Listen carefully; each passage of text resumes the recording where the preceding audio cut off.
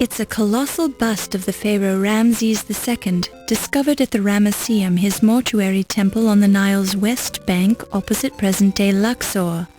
The complete Ramses statue stood nearly 60 feet tall and weighed more than 1,000 tons. Presumably Ramses was not this large in life, although many people have stated that Ramses had a big head. It's a semi-happy partygoer. Hi, I'm Laura Bow. Being snobbish high society types, these partygoers just ignore you entirely. You're simply not a part of their social circle. The semi-happy partygoers just ignore you entirely, considering themselves high above your social standing. Since you're not a recognized member of the in crowd, you might as well be a ghost as far as they're concerned. You eye this woman with a certain amount of jealousy. Her fashionably high cheekbones, impeccably styled hair, and sultry eyes make you feel mousy and naive by comparison. This short, blustery man reminds you vaguely of President Roosevelt. Despite his diminutive frame, his bearing is self-assured and cocky, and his pince-nez only adds to the aura of distinguished snobbery. This snappily dressed man looks like an accountant, but there's an air of mystery about him as well. Dr. Pippin Carter is a tall, dignified, middle-aged gentleman with a carefully trimmed mustache. This man looks like he's very low on moral fiber in his construction. His eyes dart around the room nervously, as if he's expecting someone to jump on him. His bald head reflects the overhead lighting.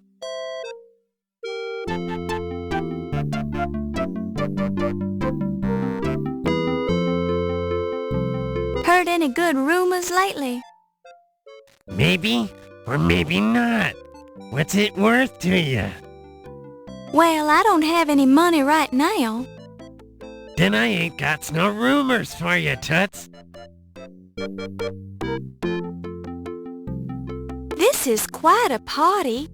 Does the museum always have a big fundraiser when they open a new exhibit, Dr. Carter?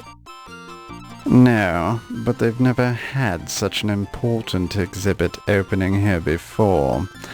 And I'm an important curator with an important salary, so the museum wouldn't have been able to keep me employed here without financial assistance. You must be very important for the museum to go to so much trouble. Naturally. The museum is lucky that I accepted this position as the head of their new Egyptian antiquities department. Why, my name alone will attract more visitors and more money to the museum. Any chance that the Tutankhamun exhibit will make a stop here on its American tour? No. I'd hate to embarrass my relative by putting his Tutankhamun artifacts on display here. They pale by comparison to my own great discoveries, such as the Dagger of Amon. Of course. How silly of me to think otherwise. Yes, that was rather silly of you.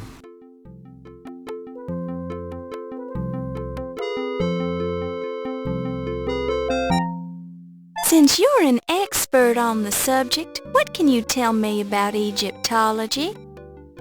I don't have time to explain the intricacies of my profession to a neophyte.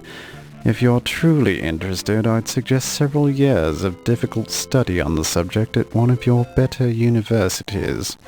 Once you've finished that, you can talk to me again.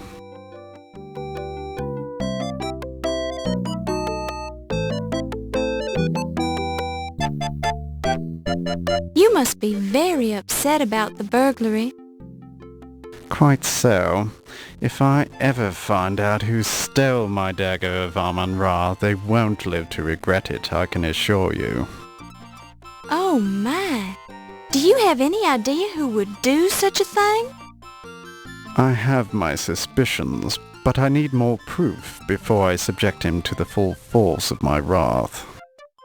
Have the police learned anything? Those incompetents. Hardly. They couldn't even find any clues around the Dagger display.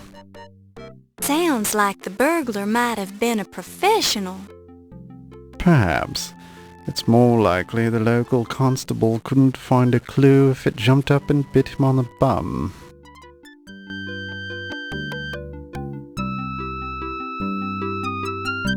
Would you say this has been a good year for you, sir? Well, let's see. I made the most important archaeological discovery of all time. Almost everyone on the planet knows my name, and I've clinched a curatorial job I've been after for years. Yes, I'd say it has been a rather good year. Seems to me you might have a problem. A problem? Such as? Well, you've accomplished so much this year. What are you gonna do next? Next? What next? Don't bother me with such ludicrous questions, you silly female.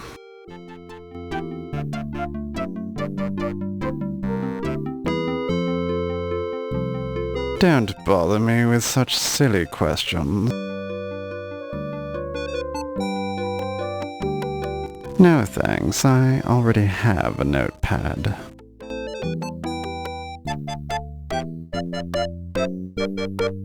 If you're referring to the local drinking establishments, they are quite illegal, and I don't condone their existence.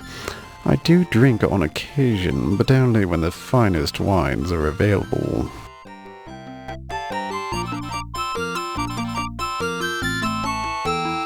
Since you're new here, what do you think of New York? Isn't it exciting?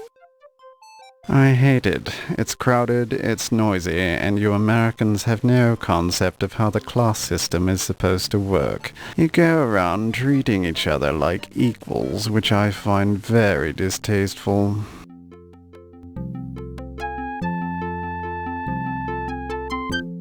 With a little work, I can turn the Lion Decker into a world-class museum.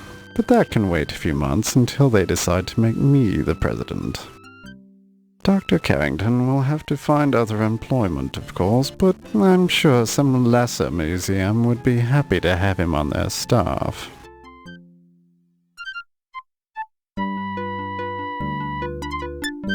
That's why I arrived on the steamship Andrea Doria. I came over with the artifacts for the Egyptian exhibit. Apparently Dr. Carrington was also on that voyage from England, but I never ran into him aboard ship.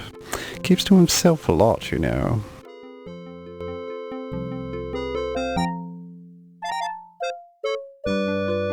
People tell me Low Fats is a good place to have laundry done, but he always puts too much starch in my shirts.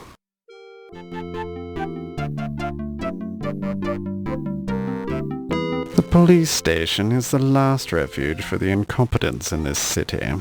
However, if you're looking for a constable, I'd suggest one of the donut shops.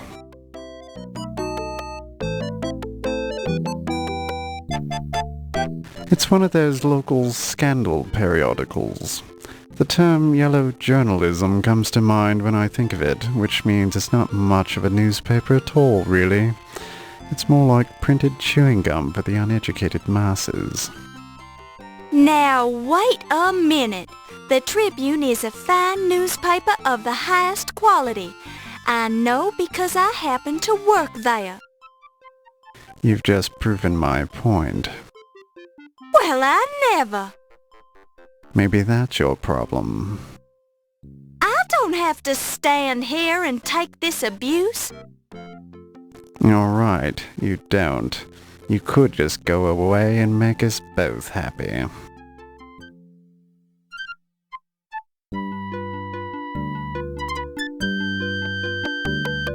I believe he was the Emperor of Rome just after Justinian.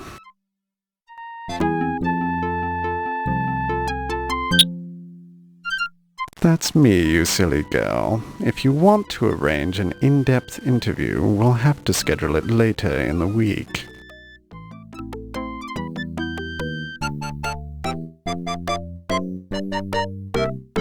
Dr. Carrington is a fine chap. Used to be in charge of the British Museum, you know. I ran into him several years ago when I visited the British Museum to consult with Dr. Butch. Seems odd that Dr. Carrington doesn't remember me, but I almost didn't recognize him either. He's getting old after all. Looks different. Memory's probably shot as well.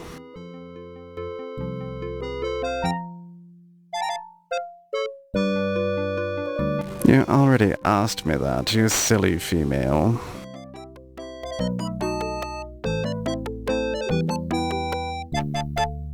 Ah, yes. Can't say I'm too impressed with Detective O'Reilly. Couldn't find a single bloody clue about the Dagger burglary. And he has the nasty habit of chewing on grapes constantly, probably to cover up the smell of the alcohol he drinks.